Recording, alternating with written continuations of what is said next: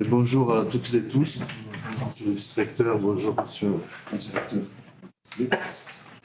Je vous remercie bien évidemment, comme mes prédécesseurs, tous les collègues qui ont pu intervenir à la fois dans le réseau et dans l'organisation de ces journées, qui j'espère seront fructueuses et riches. Donc j'avais prévu, un petit peu comme tout le monde, par quelques statistiques, mais je ne vais pas les refaire, surtout que je me suis aperçu après les propos de Audica qu'elles étaient erronées. Ensuite, l'histoire du réseau RICLAS, bon, ben, pareil, on a déjà présenté un petit peu nos axes, nos thématiques, nos raisons d'être. Juste une petite anecdote, comment un petit peu l'idée a émergé. Elle a émergé en réalité au cours d'une randonnée avec mon collègue Pierre-Éric Fajol, qui se cache là-bas en fond, et dans lequel on s'est dit, mais bon, pourquoi toujours devoir passer par la métropole, par l'Hexagone, pour pouvoir développer nos axes de recherche et nos synergies communes. Et puis donc, on s'est dit, ben, on va essayer de faire quelque chose. Et donc, on a par hasard contacté nos collègues dans les autres territoires. On est tombé sur Rodica.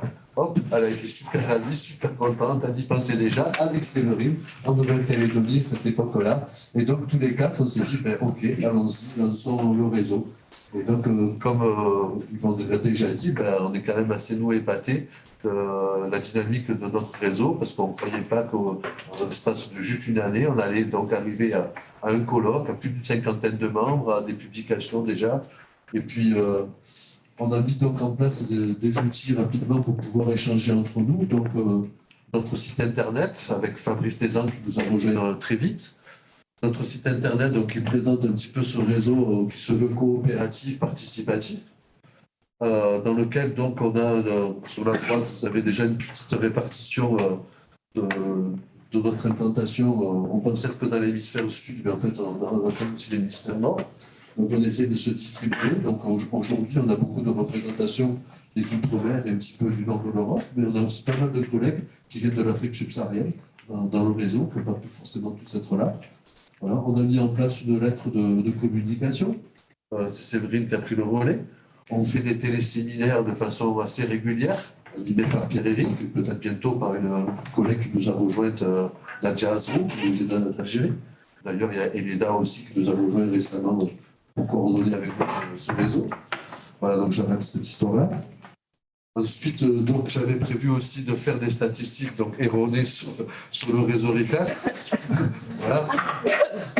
Là, c'est sur les journées du colloque. Donc, je ne rappelle pas les quatre axes, en tout cas, qui viennent du réseau, plus les journées filiales, qui sont pas sans lien avec nos axes à nous. Je vous ai mis à droite un joli petit graphique. Je ne sais pas si vous connaissez les analyses de similitude qu'on fait avec Iramutech. Donc, j'ai passé toutes les communications, les 70 communications dans le logiciel. J'ai un peu travaillé dessus.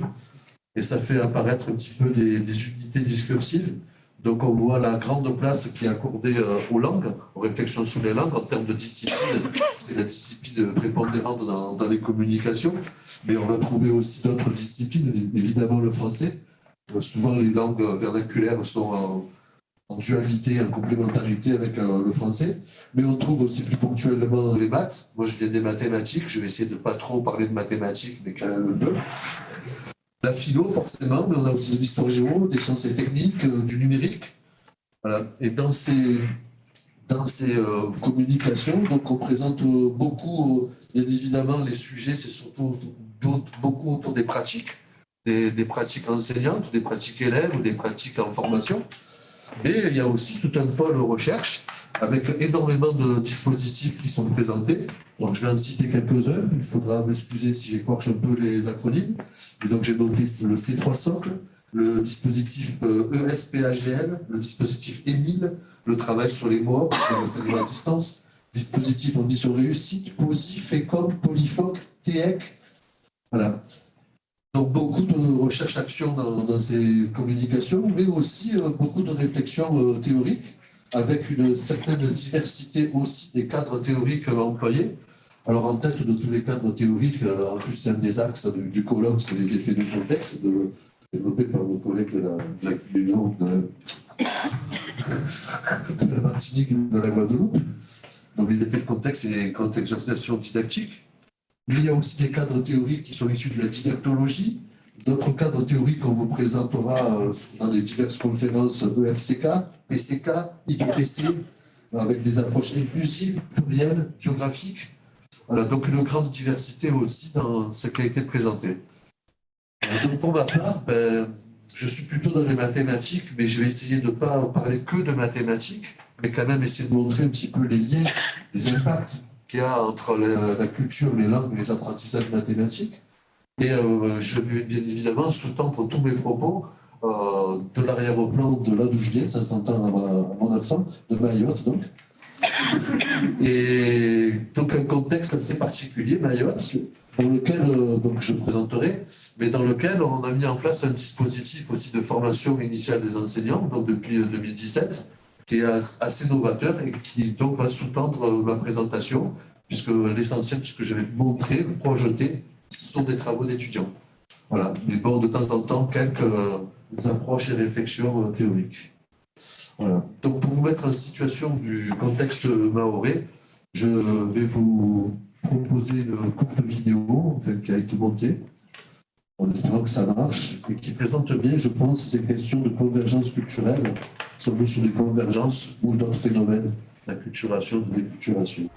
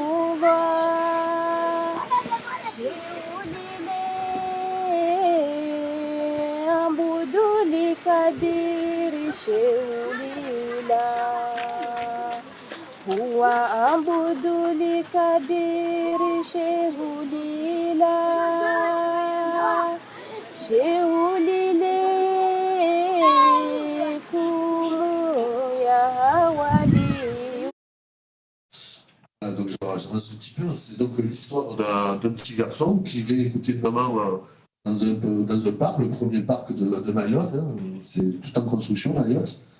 Et qui va rencontrer donc la fille de la dame qui est en train de chanter, qui va l'inviter chez eux et qui va leur montrer des danses. Les danses folkloriques en Mayotte sont très présentes. C'est une ville vraiment ancrée sur la musique. Et ils vont lui présenter d'abord une danse féminine.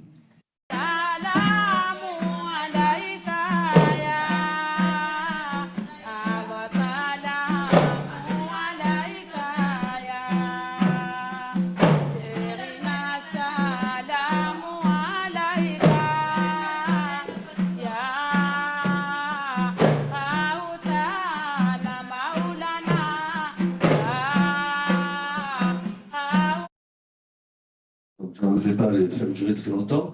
Et donc, du coup, le petit garçon se demande, mais les garçons, qu'est-ce qu'ils chantent? Et donc, du coup, il invite la petite fille chez lui. Et chez lui, il va lui montrer donc le même type de danse, mais ce coup-ci, fait par les hommes. C'est la première fois qu'elle découvre le... D'accord.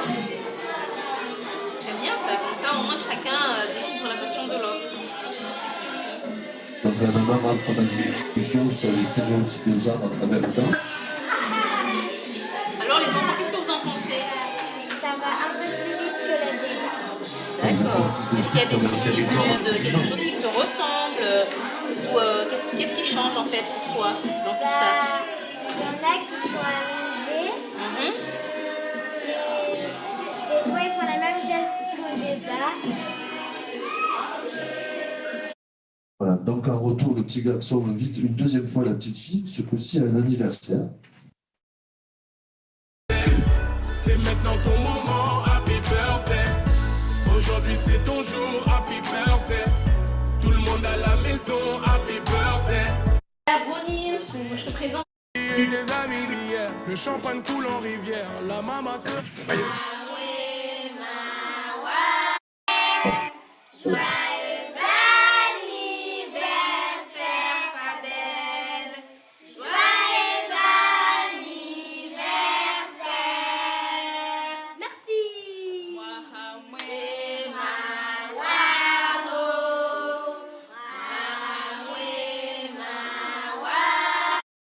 Voilà, donc après les cadeaux, les chants, et donc une sorte de mélange culturel à la fois dans les chants, dans ce qu'on mange, dans comment on vit cet événement. Le petit garçon fait un cadeau à tout le monde pour déconstruire les stéréotypes de genre et il rassemble donc des danseurs, chanteurs, acceptent de rassembler les deux danses.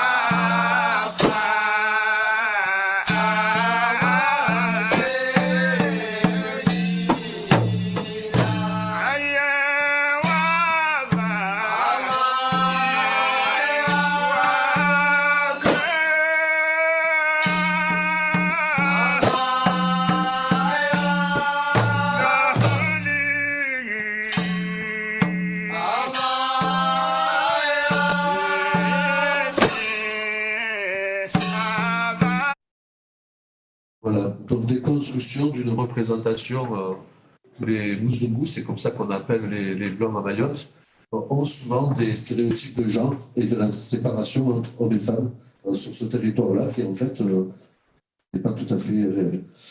Voilà. Donc en arrière-plan de ce que je présente, il y a donc aussi ce dispositif que je présente ici rapidement.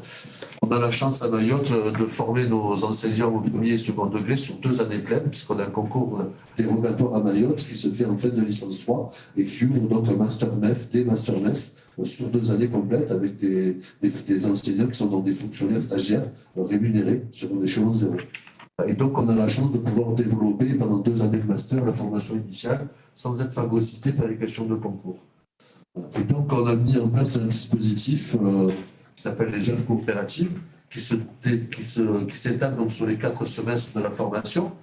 Au premier semestre, les étudiants en groupe coopératif choisissent une thématique sociétale, celle qu'ils veulent. En général, c'est souvent des thématiques patrimoniales, mais pas que. Par exemple, cette année, on a un travail sur la circoncision et on a sur la polygamie. Voilà. C'est très polémique souvent. On travaille sur les minarets, on est en territoire de l'islam, c'est un système reconnu par l'État, Mayotte. Ensuite, donc, ils enquêtent, ils vont recueillir des témoignages, ils vont chercher des documents d'archives, ils vont prendre des photographies, ils vont faire des enquêtes, des sondages. Au deuxième semestre, ils traduisent tout ça en une œuvre, une pédagogie du chef-d'œuvre, qui en général se traduit par un album de littérature jeunesse, plurilingue, mais ça peut aller aussi à des spectacles vivants, des vidéos, des web documentaires, des romans, pas forcément de public enfant, c'est aussi des fois public adulte. Et ensuite, donc la deuxième année, au semestre 3 et au semestre 4, l'idée c'est de réinvestir ça dans leur classe, puisque maintenant ils sont en alternance intégrative, avec une semaine à leur classe, une semaine à la fac. Et donc là, au semestre 3, ils vont constituer des ressources, donc ils vont écrire des énoncés, par exemple en mathématiques, ce que je vais vous montrer, où ils vont programmer en se servant des ressources et de thématiques antérieures, pas forcément les leurs. Et au 4e semestre, donc ils rentrent vraiment dans une pédagogie de projet avec leur classe, et ils reconstruisent à leur tour avec leur classe, ils mettent en abîme ce qu'ils ont fait l'année précédente avec leurs élèves. Et ils produisent donc un dossier réflexif sur tout ça. Voilà, donc tout au long de ces 4 semestres, ils vont rendre des choses. Voilà, donc c'est un peu ça que je vais vous présenter après. Mais quelques mots sur le contexte mahorais. Donc déjà c'est donc un département, c'est le 101e département de France, très récent. C'est un département dans lequel l'islam est une religion reconnue. Il y a trois départements en France qui sont comme ça, et dans lequel on a une convergence linguistique, puisque de l'Ouest arrivent des langues subsahariennes bantoues, qui ont donné à Mayotte en particulier. Donc Mayotte, c'est le petit coin au centre des flèches, hein, entre Madagascar et le Mozambique. Et donc de l'Afrique de l'Est arrivent donc par l'Ouest des langues bantoues qui ont donné une langue vernaculaire qui est le shimaoré. Tous nos étudiants parlent shimaoré. Le français est vraiment une langue de seconde, de scolarisation. Et ensuite, il y a des langues austronésiennes malgaches qui, à travers Madagascar, sont arrivées sous Mayotte Donc, il y a une deuxième langue vernaculaire qui est le kibushi. En vérité, il y a deux variantes de kibushi. Et ces deux langues coexistent dans une société assez séparée. Chaque village, en fait, a sa langue d'origine. Et donc, on sait les gens, on reconnaît, on sait où habitent les gens simplement en les écoutant parler. Voilà. Et bien évidemment, ces deux langues-là, elles ont beaucoup d'inclusion de codes qui viennent d'autres langues, en particulier les langues arabes, avec la culture swahili qui s'est développée dès le 7e, 8e siècle sur toute la côte est-africaine, la Somalie, etc. Puis plus récemment, la colonisation française. Et donc, il y a beaucoup de changements de code dans ces langues. Et puis, bien évidemment, il y a une sorte d'hybridation locale, puisqu'on est dans un archipel de 4 îles, et chacune de ces îles a son propre langage. On peut appeler ça des dialectes, mais il y a plus de distance, par exemple, entre la langue qui est parlée en Grand Comore, entre cette langue-là et la langue qui est parlée à Mayotte, qu'entre la langue qui est parlée à Mayotte et les langues qui sont parlées au Mozambique, le Swahili en particulier. Donc, bon, je ne sais pas linguiste, je ne saurais pas trop dire. Donc ça, c'est le contexte linguistique. J'ai parlé un peu du contexte social. L'école à Mayotte donc, est une école d'outre-mer, dans un territoire d'outre-mer insulaire.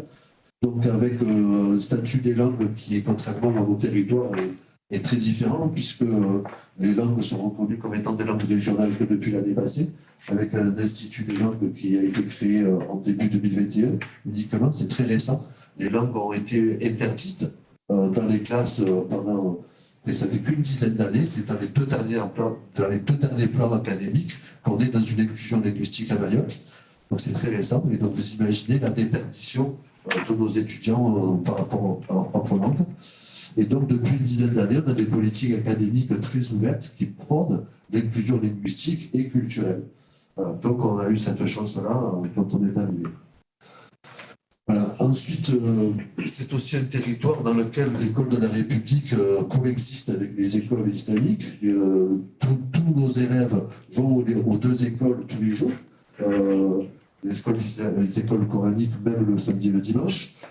Et l'école de la République est très récente, puisque dans les années, les premières écoles datent des années 70, 75, 76. Et c'était des écoles amenées a priori par des sœurs religieuses à ces époques-là. La formation des enseignants, elle est aussi très récente, puisque nous, notre université, elle était précédée par l'Institut de formation des maîtres, mais tout à moins de 30 ans. Et donc, on souffre de beaucoup de choses, en particulier, jusqu'à présent, le potentiel de formation était absent, avec des taux de contractualisation assez dément, et puis on a très peu de ressources pédagogiques. Voilà. Et donc, des documents plurilingues, c'est difficile à trouver. Les langues, de toute façon, sont juste en stabilisation actuellement. Et donc là, je passe un peu du coq à l'âne. Et donc, du coup, on a un contexte un petit peu particulier. Et donc, si je viens maintenant sur une réflexion un peu plus théorique, quand je demande à mes étudiants de master MEF, premier degré, qu'est-ce que c'est pour eux, donc, le contexte pour un enseignant, ou le contexte didactique, ben, vous voyez là le nuage de mots organisé. On rentre dans une synonymie déjà évidente, parce que d'autres mots vont être utilisés, comme le mot environnement, comme le mot milieu, comme le mot cadre, ces mots-là. Et puis on rentre dans une polysémie assez importante, avec au moins 3 ou 4 pôles. Donc par exemple, pour beaucoup, bien évidemment, le contexte, c'est en fait un cadre culturel, un cadre sociétal, dans lequel on va retrouver donc l'histoire, la réalité, le patrimoine, les langues, bien évidemment. Mais ensuite, pour d'autres, à l'opposé, le contexte pour un enseignant, c'est aussi l'élève. C'est très individualisé. Et c'est donc son vécu, son histoire personnelle. Et donc, ces deux pôles qui semblent s'opposer, mais en réalité s'interpénètrent, puisque le vécu de l'élève, c'est souvent un vécu générique, qui est partagé par l'ensemble des élèves d'une même classe et qui correspond donc à des habitudes sociales ou culturelles. Et puis, donc, certaines, dans la contextualisation, vont aussi beaucoup répondre maintenant du côté de l'enseignant, avec la nécessaire adaptation, qui a été soulignée à maintes reprises. Et donc, ils vont répondre plutôt sur un pôle professionnel, donc l'adaptation des situations. Et puis, plus généralement, l'adaptation, comme disait Mme la ministre tout à l'heure, de l'école, des programmes, la contextualisation forte, pour reprendre des catégorisations Voilà. Donc ensuite, face à cette polysémie et cette synonymie, une approche possible que je développe, c'est une approche systémique qui ne s'intéresse donc plus à des catégorisations prédéfinies de ce que peuvent être les différentes dimensions contextuelles, mais qui est très pragmatique et qui s'intéresse donc déjà directement aux pratiques et au discours des enseignants, des élèves, des formateurs, des acteurs de l'éducation nationale. Et donc, plutôt que de prédéfinir des sphères contextuelles, eh bien, on analyse un petit peu les différentes ressources qui rentrent dans la classe, en termes à la fois de ressources de documents, mais aussi en termes de personnes, tout ce qui peut te ressourcer un petit peu. Et là, vous avez donc l'exemple d'une classe à responsabilité en CE2 autour d'un projet pluridisciplinaire en potager, et où on voit donc des flux de ressources à la fois qui viennent des travaux faits pour nos étudiants les années antérieures, mais aussi par des associations, par des foodies. Les foodies, ce sont des savants locaux, des agriculteurs qui interviennent, des parents d'élèves, et puis des flux dans l'autre sens, tout ça sort de la classe, puisque cette classe en particulier produit des plantes aromatiques qui sont refournies à la cantine de l'établissement. Et puis derrière, ils font des petites journées de dégustation pour les maternelles, ce genre de choses-là. Des parents d'élèves qui viennent dans les classes. Donc voilà un petit peu, en tout cas, comment moi j'ai évacué ce concept de contexte pour le remplacer par une approche de cet ordre-là, praxéologique et systémique. Voilà. Donc du coup, si je reviens maintenant un petit peu sur ces œuvres-là qui produisent ça, donc en première semaine, les enquêtes ont des sujets très variés. Donc là, j'ai proposé des exemples sur la vanille de Mayotte, parce qu'à Mayotte aussi on fait de la vanille, il n'y a pas qu'à Tahiti, mais elle est tellement confidentielle qu'elle est sûrement meilleure. Elle est faite avec amour en petite quantité. Voilà. Puis l'habitat maoré, c'est un thème très récurrent, mais qui m'intéresse moi en tant que mathématicien. Donc, et du coup, je vais partir sur une série de diapos. Je ne sais pas, j'ai déjà dû passer un quart d'heure, c'est ça, hein, sur une série de diapos qui va montrer un petit peu la complexité praxéologique, donc entre les pratiques et les discours, autour d'un concept, que tout le monde connaît, qui sont les carrés et les rectangles. Et mon propos, il va être un peu buissonnant, puisqu'en réalité, il y a beaucoup de tiroirs dans cette histoire-là que je tiens, en tout cas.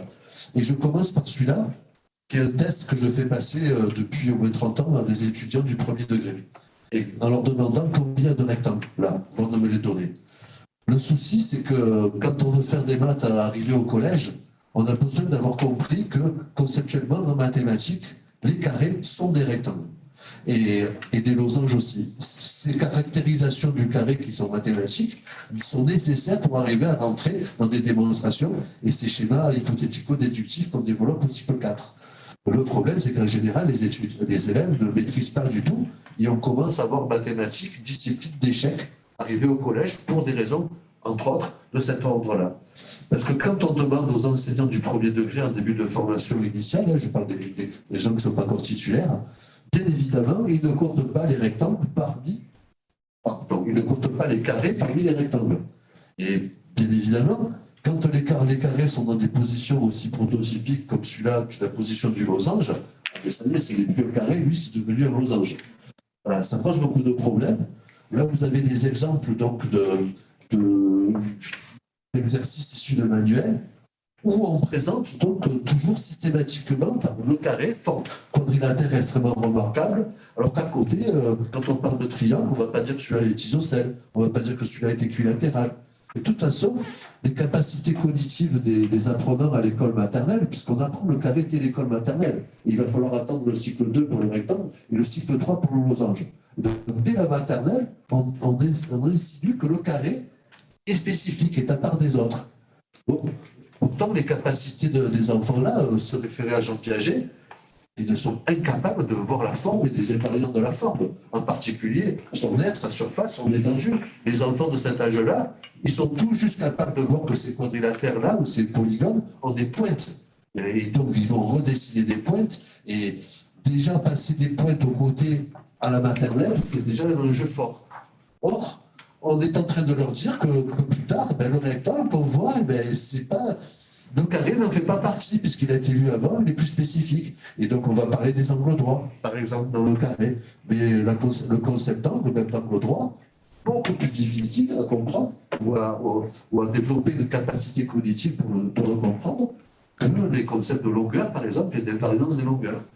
Voilà. Donc, j'insiste pas plus sur le côté logiciel. Voilà.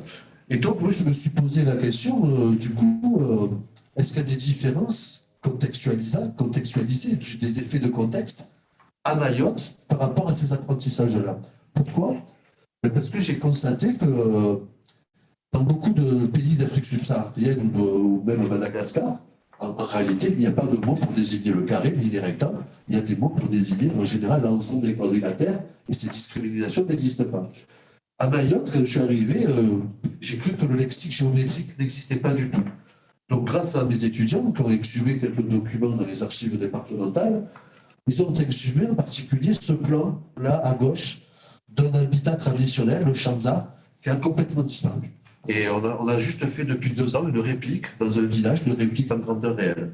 Sauf que donc pour moi, il n'y avait pas du tout de lexique géométrique à Mayotte, alors qu'il y a de la géométrie partout, hein, dans l'art islamique, sur le visage des femmes, partout. Voilà. Et c'était très étonnant qu'il n'y ait pas de mots pour désigner le cercle, le carré, le rectangle. Et puis donc en enquêtant, je m'aperçois que la clôture de cet habitat-là, c'était annoté Moulaba.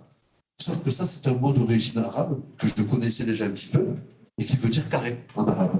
Et donc, en réalité, dans ces plans architecturaux, il y avait un mot qui renvoyait quand même à un lexique géométrique. Et en plus, dans le coin, ici, il y a les toilettes. Et les toilettes, ils appellent ça le Bouraba Ouacho, le carré des ablutions, le carré des toilettes. Donc, très intriguant. Bien évidemment, j'interroge mes étudiants, comment on me dit carré? Ils me répondent carré. Voilà. Et quand je vais voir les foundis, donc les spécialistes, ils ne savent pas. Et quand je leur dis, et Moulaba, ah oui, mais Moulaba, ça ne veut pas dire carré. Moulaba, c'est rectangle. Regarde la forme du Chamza, elle n'est pas du tout carrée. Elle a toutes les formes qu'on veut. Et puis, quand on fait de l'enquête étymologique, Moulaba, en fait, en arabe, c'est Moulabae. Et étymologiquement, ça signifie ramener à 4. C'est un participe passé. Et donc, même en arabe, en fait, ce mot-là, qui aujourd'hui veut dire carré, ne désigne pas du tout les carrés, mais il désigne des quadrilatères de façon générale. Et donc, après enquête avec un historien des mathématiques en islam, on s'aperçoit qu'en réalité, ce mot a changé de sens vers le 10e, 11e siècle. Et que, donc, partant de là, le mot qui signifie quadrilatère s'est mis à signifier carré, et ils ont inventé un nouveau mot pour dire rectangle, pour dire quadrilatère, etc. Et donc aujourd'hui, à Mayotte, on est dans cette histoire-là, dans la réécriture des lexiques, c'est en pleine actualité. Et donc les collègues linguistes, les collègues du CASDAV, les questions qui se posent, c'est en particulier, est-ce qu'on va donc utiliser moulaba pour désigner le carré comme en arabe actuellement, ou est-ce qu'on garde le mot moulaba pour désigner l'ensemble des quadrilatères, comme ça semble être le cas à l'origine, ou est-ce qu'on va importer d'autres mots, donc est-ce qu'on va importer moustati pour désigner les rectangles? Bien évidemment, il y a des conflits, des discussions. Certains me disent, mais pourquoi utiliser moustatil? Puisque nos étudiants veulent dire rectanguli, utilisons rectanguli, en faisant du changement de code avec le français. Voilà, donc il y a d'énormes discussions là-dessus. Et donc de temps en temps, je leur fais remarquer que de toute façon, en français, c'est pareil. Quand vous allez sur les dictionnaires, on a la même ambiguïté. Quand vous allez sur des dictionnaires antérieurs au 19e siècle, en fait, le carré désigne les quadrilatères. Et pour parler du carré tel qu'on l'entend aujourd'hui, c'était le carré parfait. Et pour parler des rectangles, c'était le carré long. Voilà. Et donc, cette ambiguïté, nous, on l'a oubliée, mais elle a aussi existé sur ça. Voilà. Et donc, partant de là, on peut se demander quelle conceptualisation est permise par la langue quand elle véhicule ce genre de considération-là, donc des sens différents dans des époques, en fonction des régions du monde qu'on regarde ces lexiques-là. Et donc, on peut se demander, du coup, comment les carrés sont conceptualisés à Mayotte, ou les rectangles, puisque les carrés n'existent pas. Et donc, du coup, quand on est ethnomathématicien, on s'intéresse, après le lexique, c'est l'entrée première, on va s'intéresser donc aussi aux techniques, aux technologies que vont avoir les artisans ou les gens. Et donc là, je vous montre une première technologie d'un artisan qui sculpte. On appelle des nakshi, qui sont des sculptures sur porte ouvrières. Et voilà comment il fait un carré, un rectangle. Il faut que ça soit tout carré là. Ouais. Voilà, donc ce qui est remarquable, c'est qu'il n'utilise pas d'équerre et pas de compas. Hein. Il utilise donc une bande, une réglette. Alors qu'on enseigne, nous, carré, 4 angles droits, 4 côtés égaux. Hein. Lui, c'est pas du tout ça. Donc je vais aller un peu plus vite. Voilà, vous allez voir. À la fin, ce qui est rigolo, c'est qu'il va tracer, là, il trace des diagonales pour contrôler la précision des carrés qu'il a tracés de cette façon-là. Pour les matheux, il est parti quand même d'un angle droit initial qu'il avait tracé sur sa planche. Et à la fin, ce qui est intéressant, c'est que les étudiants... Carré, on dit comment? Carreau. Évidemment, personne ne connaît le mot. Voilà. Et donc, quand on regarde ces techniques-là, nos mathématiques consistent à dire, mais pourquoi ces techniques-là, on ne les fait pas vivre dans la classe? Voilà. Et en particulier, je ne sais pas, mais est-ce que vous avez déjà essayé de faire un rectangle avec des équerres, mais un rectangle dehors, type terrain de rugby ou terrain de basket? C'est impossible. On ne peut pas utiliser l'équerre, les équerres ne sont jamais assez grandes. L'équerre, elle marche très bien sur nos cahiers d'écoliers. Et c'est vraiment le seul endroit du monde où elle marche et où elles sont utilisées. Voilà, parce que lui, vous voyez, il n'utilise pas du tout ça, c'est beaucoup plus pratique. Et puis, à Mayotte, donc, ils construisent des bangas, c'est une rue traditionnelle qui ont perduré. Et quand ils construisent les bangas, je vais regarder là avec les rectangles et les carrés, quand ils construisent les bangas, pour terminer l'ensemble du truc. Ok. Bon, donc je ne présente pas la technologie, mais ils ont une technologie très particulière pour dessiner les rectangles au sol, qui n'utilisent plus du tout les angles droits et qui se servent que des invariances de longueur et qui sont donc tout à fait compréhensibles par un enfant de maternelle. Donc j'accélère du coup parce que j'ai tellement de tchatch. Donc là, c'est le deuxième semestre où ils produisent donc des mémentos en même temps que des œuvres. Donc là, vous voyez une œuvre sur le jeu des osselets traditionnels. Et puis donc énormément de production de ressources qui aboutissent donc après la première année. Donc des albums de littérature. Mais on rentre aussi dans des éditions avec des éditeurs spécialisés, avec le CRDP. On a sur des diffusions numériques où on distribue à nos partenaires. Et on est sur des institutions publiques, au musée de Mayotte, dans les écoles, dans l'université. Alors on essaie de faire ce genre de choses-là. Donc quelques exemples d'œuvres rapidement, juste pour leur beauté, leur diversité. Elles sont toutes en cours d'édition, celles que vous voyez là. Une adaptation d'Alice au Pays des Merveilles et du Magicien d'Oz au milieu. Des choses très patrimoniales, par exemple les puits qui sont complètement en train de disparaître à Mayotte puisqu'on ne les entretient pas. La barge, qui est notre transport en commun entre les îles. Une BD sur le rôle des grands-parents. Ici, voilà un magazine qui commence à être édité, les contes et légendes. En bas à gauche, c'est un voyage sonore à travers les îles de l'océan Indien, avec à travers des instruments qu'on retrouve un petit peu dans toutes les îles et dans le contexte africain. Qu'est-ce qu'il y a ce travail-là, il permet aussi de préserver la trace des artistes, parce que le travail qui est au milieu, par exemple, c'est un graphiste très connu à Mayotte, qui s'appelle Papaya, qui est intervenu là-dessus. Le travail qui est à gauche, ça a donné la valeur pédagogique du rectorat sur le savoir nager. Ce qui est à droite, c'est un kamishibai qu'on est en train de diffuser dans toutes les écoles. J'accélère. Les enfants, là au milieu, vous avez un roman très critique sur le rapport au caddie dans l'éducation à Mayotte. Vous avez aussi beaucoup de jeux qui sont produits. Voilà, ici un jeu du taxi maoré. Bon, là j'avais encore un extrait vidéo. Un petit carré. Ok, on va le passer. Bon, après des résultats un petit peu là-dessus, donc la répartition des thématiques, si vous voulez, j'y reviendrai peut-être plus tard, je sais pas.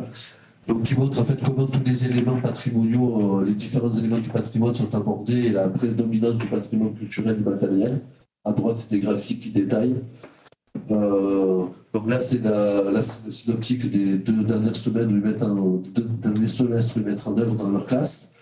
Avec par exemple ici des exemples de ressources produites au semestre 3. Donc à gauche, les jeux de semailles qui sont très connus en océan Indien, mais dans ce livret-là, il y a des adaptations en fonction des cycles de ce jeu. Ensuite, vous voyez qu'il y a en bas, c'est un document de lecture-compréhension de la langue. Au milieu, c'est un problème énoncé, le problème mathématique pour le cycle 2. À droite, c'est aussi un problème de dénombrement pour la maternelle, qui est donc contextualisé un minimum, mais donc un petit cadre théorique.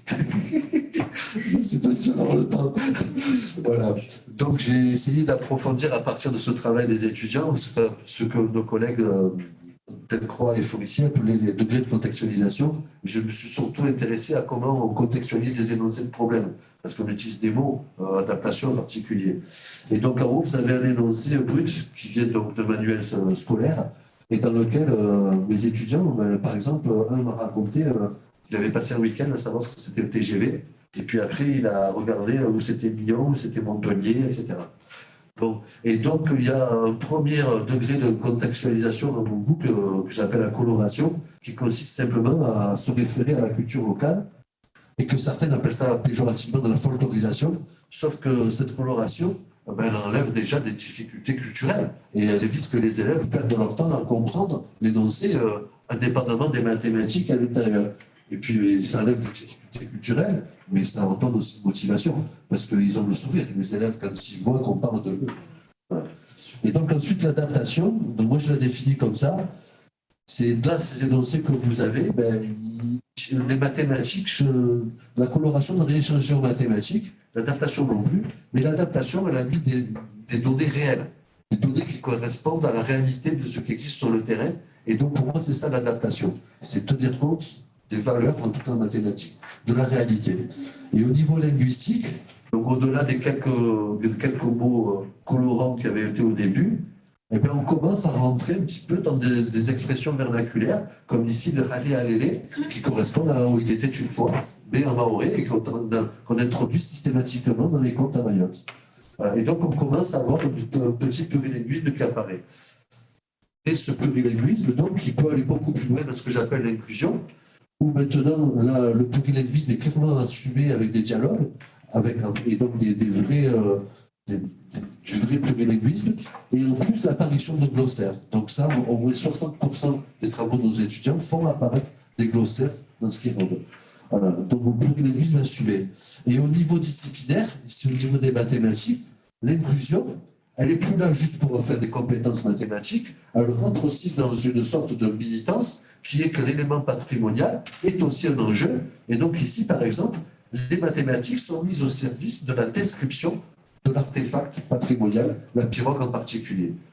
Et donc, les disciplines servent à décrire les éléments du patrimoine. Et l'intégration, que j'ai très peu vue chez les étudiants, c'est exceptionnel, ça va encore plus loin, c'est-à-dire que les technologies, j'ai fini, c'est ça ? Ok. C'est-à-dire que les technologies, les façons de faire sont aussi signifiantes mathématiquement et à tous les niveaux.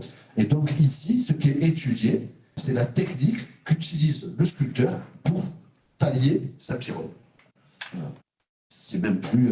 et donc c'est mathématiquement, il fait quelque chose de très fort, puisqu'il construit l'ellipse avec une ficelle et des clous.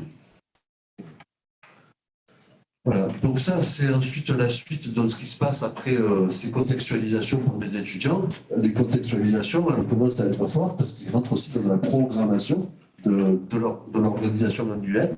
Et donc on voit ici un schéma heuristique qui présente une programmation autour du manga, donc c'était la lutte que vous avez vue, une programmation annuelle en CE2 où toutes les disciplines interviennent et où plusieurs entrées, plusieurs compétences, pas toutes, sont remises en œuvre à propos de ce thème-là. Et à gauche, c'est un graphique, donc c'est un résultat dans lequel on voit à quel point cette contextualisation est prégnante en français chez mes étudiants, puis en art, puis en EMC. Donc ça, c'est la taille des sphères, des disques que vous voyez. Et l'épaisseur des traits qui les relient, c'est quand ils apparaissent ensemble. Et donc là, on voit par exemple que français, art et EMC, c'est quelque chose qui va très souvent ensemble. Voilà. Les mathématiques sont un peu plus reléguées en bas. Donc, des résultats de recherche montrent à la fois la motivation de mes étudiants dans ces dispositifs-là, montrent son côté inclusif, donc au niveau de la société. À gauche, vous avez une rosace de tous les partenaires qui sont intervenus la première année. Ce qui leur déplaît le plus dans les histoires, dans les étudiants, ce qui leur plaît le plus, c'est déjà bien évidemment de découvrir ou redécouvrir Mayotte et de rentrer dans des pédagogies actives. Mais ce qui leur a déplu le plus, c'est d'être un groupe coopératif figé pendant la première année et en binôme la deuxième année. Mais bon, les compétences de coopération, elles sont omniprésentes dans les compétences entendues de l'enseignant. Donc, on maintient ça. Voilà. Donc, in fine, on est sur un dispositif qui se voulait, en fait, pour développer, mettre en pratique, mettre en œuvre des pédagogies actives et les mettre en habile. mais qui partaient à la base sur le patrimoine, sur l'environnement, sur le local, et puis qui se retrouvent dans une forme de militance pour préserver les patrimoines. Donc avec des formations initiales du coup qui s'ouvrent sur la société, les enjeux, les acteurs, avec des enseignants du coup qui rentrent dans des pédagogies actives et qui préservent les patrimoines à travers leurs enseignements dans les classes, et des élèves qui retrouvent le sourire d'apprendre. Et ça, bien sûr, on le retrouve en arrière-plan aussi, en tout cas dans le réseau RICLAS. Ces côtés ouverture, ces côtés préservation du patrimoine, ces côtés militance. Puisque dans le réseau RICLAS, donc on vous a présenté, on essaie d'embrayer un petit peu sur des projets pour fédérer notre travail ensemble. Et donc on a en particulier quelques projets, par exemple la constitution d'une base de données, parce qu'on aimerait arriver à pouvoir comparer nos territoires, à la fois dans les invariances qu'ils ont en commun, mais aussi et peut-être surtout dans leur spécificité. Et donc ça, on est en train d'essayer de recueillir à la fois des bibliographies, mais aussi des manuels scolaires. On essaie de numériser et de mettre à la disposition. Voilà. Donc, bien évidemment, les séminaires et les colloques sont de cet ordre-là. Rodika vous disait tout à l'heure que derrière, on va essayer d'enchaîner sur des actes, mais peut-être des ouvrages collectifs. C'est au-delà des actes. Et une des particularités du réseau aussi, qui montre cette volonté d'être dans des synergies, c'est qu'on a mis en place des référents territoriaux, donc des représentants sur les territoires de notre réseau. Voilà, je crois que j'ai terminé et j'ai essayé de dire merci de toutes les langues qui étaient là. Je ne prononcerai pas.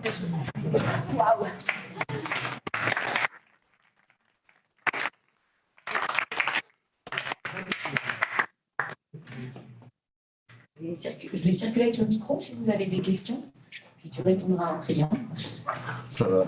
Je ne sais pas si vous avez des remarques, des réflexions, peut-être des points qui ont été abordés, qui ont été un petit peu pressés. Cette parole est toujours difficile. C'est l'heure du café.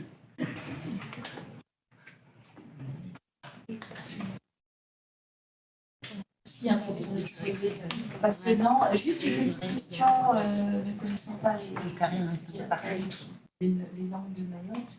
Est-ce qu'elles ont un système d'écriture? Est-ce qu'elles sont enseignées aussi en lecture et en écriture? Donc déjà, les langues de Mayotte n'étaient pas reconnues jusqu'à l'année passée. Donc elles ont été au contraire supprimées des enseignements. Bien évidemment, elles sont enseignées à la maison. Ensuite, est-ce qu'elles ont un système d'écriture? Ça, c'est encore une représentation. Souvent, on croit que ce sont des langues orales. Mais en réalité, non, on écrit sur des planches en bois qu'on appelle des barreaux depuis la nuit des temps. Et on écrit dans une graphie arabe, qui se fait uniquement phonologiquement.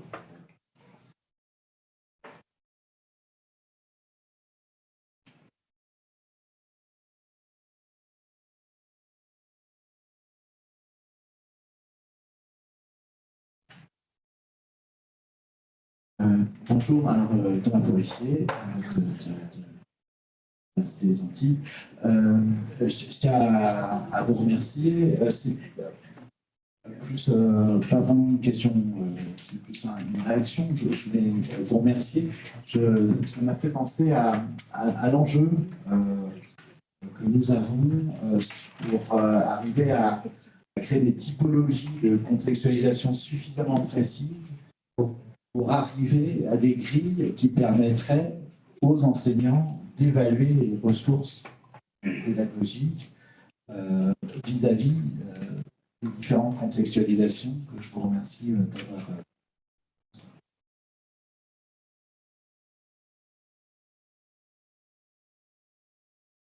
Merci, Monsieur Forestier. Mais en fait, je m'appuyais déjà sur votre travail. D'accord. Quand j'ai compris que ce à quoi je m'intéressais, c'était la contextualisation faible, j'ai dit, enfin quelque chose. Donc j'ai essayé de l'affiner, là, explicitement, mais tout de suite ce que vous appelez la contextualisation intermédiaire, donc celle qui se passe maintenant au niveau de l'enseignement et de ce qu'il fait. J'ai essayé de montrer des modalités plutôt que des degrés ici, pour ne pas avoir une forme de hiérarchie, mais on voit un petit peu ces schémas heuristiques qui sont donc une des modalités de cette contextualisation intermédiaire.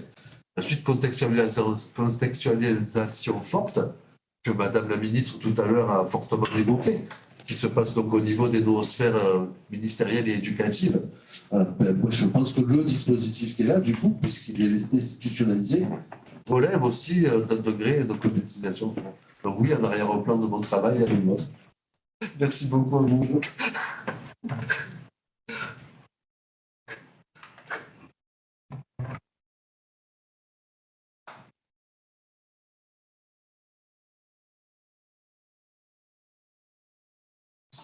Merci pour cet exposé très pédagogique. Une question, cette question de la prise en compte du plurilinguisme, est-ce une préoccupation au niveau des enseignants, au niveau des acteurs majeurs de l'éducation, du ministère, ou est-ce aussi une demande de la population? S'il vous plaît.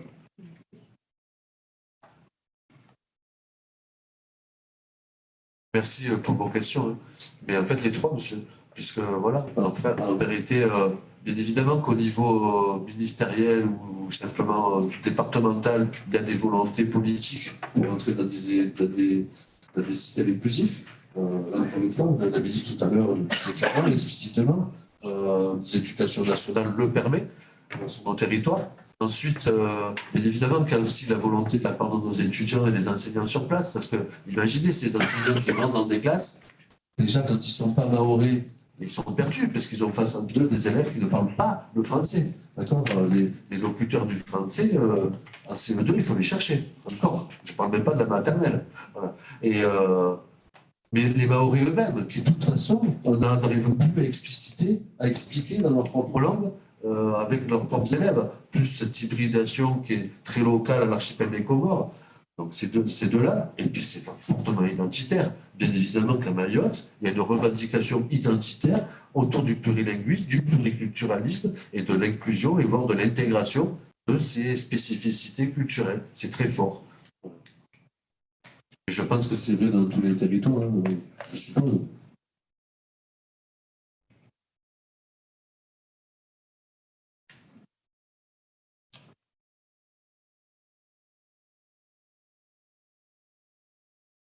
Merci beaucoup. Véronique Filleul de l'Université de la Nouvelle-Calédonie. C'était plus pour rebondir aussi et puis vous féliciter pour votre communication. Oui, en 2011, non, 10, je crois, il y avait eu un colloque à Mayotte très impressionnant. On était, je crois, une centaine de sociolinguistes, didacticiens, etc. invités. Il y avait Fouad Larossi qui était un des deux grands organisateurs. Donc pour prolonger votre question, c'était très complexe parce que justement, sur le plan institutionnel, il y avait à l'époque un inspecteur qui était totalement contre l'idée d'enseigner les principales langues, dont le shimaori notamment. Bref, donc, et il me semble aussi peut-être que par ailleurs, enfin, en tout cas, les travaux des collègues que je connais, qui avaient fait des enquêtes, que l'adhésion des parents et des familles n'était pas si évidente que ça, puisque pour eux, la question de la pratique des langues familiales, c'était de leur ressort et de leur responsabilité, et que, du coup, la question, par contre, de la pratique et de l'appropriation, de l'apprentissage du français en tant que langue de scolarisation, c'était essentiellement la mission de l'école. Donc, l'idée qu'on peut s'appuyer sur les langues familiales pour aller vers la langue de scolarisation, c'est pas encore quelque chose qui est forcément, comment dire, qui fait l'objet d'adhésion de la part de l'ensemble des acteurs, quoi. C'était par rapport à cette remarque-là. Et la deuxième, pour les mathématiques, donc en Nouvelle-Calédonie, il y a Gérard Lavigne, qui est malheureusement décédé, qui a soutenu sa thèse il y a 10 ans, qui a fait un travail absolument énorme. Donc sa thèse s'appelle accessible sur Internet. C'était un très très grand chercheur qui a enseigné, qui a développé des travaux pendant plus de 25 ans. Et là aussi, malheureusement, malgré l'accompagnement et les outils créés en formation continue, en particulier dans le primaire, en province nord, là où les langues, notamment kanak, sont beaucoup plus parlées, il y avait des résistances là aussi. J'ose le dire, dans une XP, de la part en fait des institutions, quoi, dans l'idée qu'on pouvait généraliser cette forme de pratique ou d'adaptation. Je mets plein de guillemets parce que ce mot pour nous est un petit peu connoté dans l'histoire de l'école en Nouvelle-Calédonie, donc plutôt dans l'idée d'une contextualisation, d'un travail un petit peu interdisciplinaire aussi, bien sûr. Voilà. Des remarques, merci beaucoup.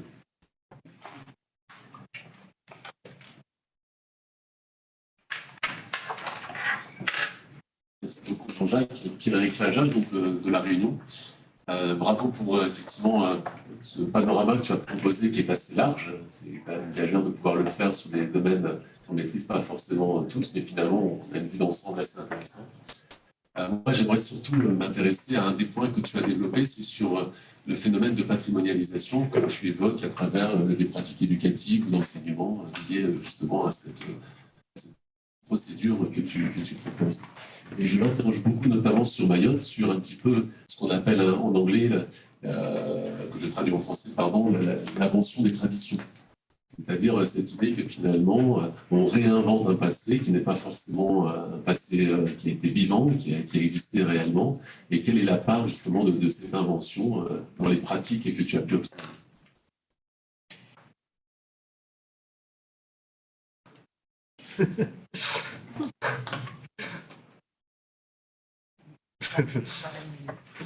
Merci, monsieur l'historien.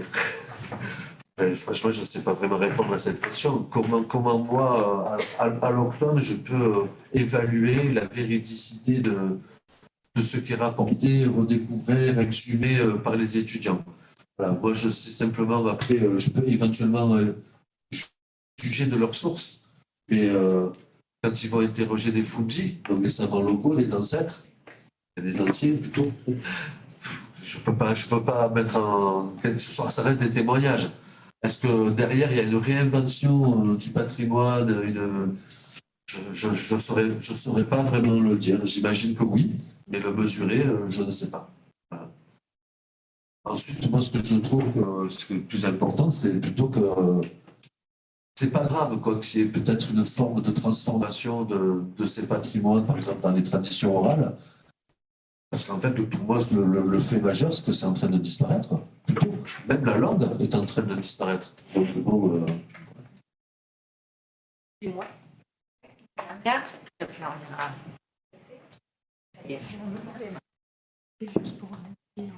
Et moi. Bonjour, du coup, c'est à vous que s'adresse la question. Pourquoi ce mot inventé ou réinventé? Pourquoi ce doute là-dessus? J'ai pas vraiment compris, en fait. Vous pouvez expliciter. Merci. Donc, désolé, la chose sur ma casquette. Donc, c'est un ouvrage d'Eric Hobsbawm et de Terence Stranger qui a travaillé sur Making the Tradition, donc l'invention des traditions. Donc, je vais vous donner peut-être un scoop, mais par exemple, le cricket est un sport qui est inventé par les Indiens.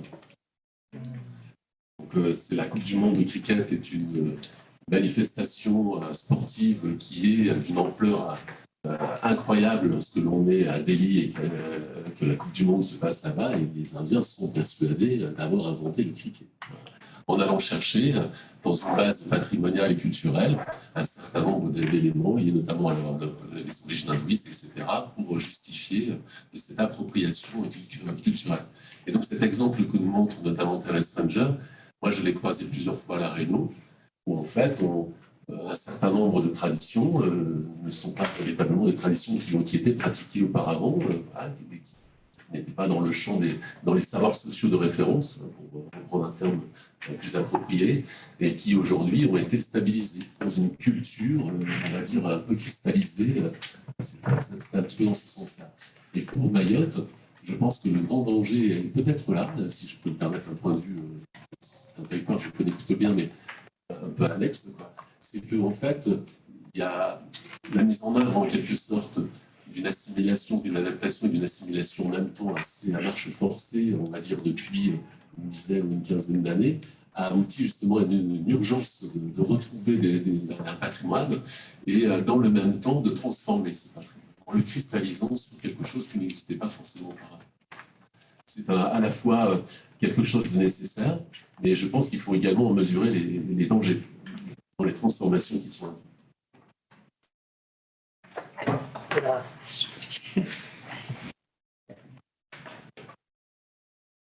Et bonjour, pour rebondir sur ce que vous dites, ou plutôt répondre. enfin, essayer d'y répondre, hein, parce que moi, j'étais à Mayotte de 2010 à 2015 et je suis retournée là depuis un an après passage à Tahiti, enfin bref. Donc c'est un territoire quand même que je commence à connaître un peu, même si c'est un territoire extrêmement complexe et je ne prétendrai jamais pouvoir le connaître réellement, parce qu'il y a une très grande complexité à Mayotte, mais je pense que le concept d'invention des traditions qui s'applique, à mon avis, quand même beaucoup à certaines sociétés du Pacifique, en particulier à Tahiti, où il y a eu des ruptures de traditions extrêmement importantes sur le tatouage, sur la danse, par exemple 100 ans d'interruption, d'interdit, de transmission. Donc c'est vrai que le rite Tahiti a été une réinvention culturelle, en grande partie. Hein. Par exemple, bon, c'est certainement moins vrai marquise parce qu'il y a davantage de transmission, mais je pense qu'à Mayotte, la situation est très différente parce qu'en fait, à Mayotte, il n'y a pas eu ces ruptures. Il n'y a pas eu ces ruptures de tradition. Et en fait, quand on vit à Mayotte, dans les villages, si vous voulez, c'est pas du tout folklorisé. On n'est jamais invité. Je veux dire, c'est des choses qui sont des pratiques sociales extrêmement vivantes et qui se continuent. Donc, je pense qu'on est dans un contexte très différent de ce point de vue-là. Voilà, c'est juste ce que je voulais rajouter. Merci. On voit que très envie d'échanger. Je propose qu'on continue tous la pause. Merci encore, Jean-Jacques.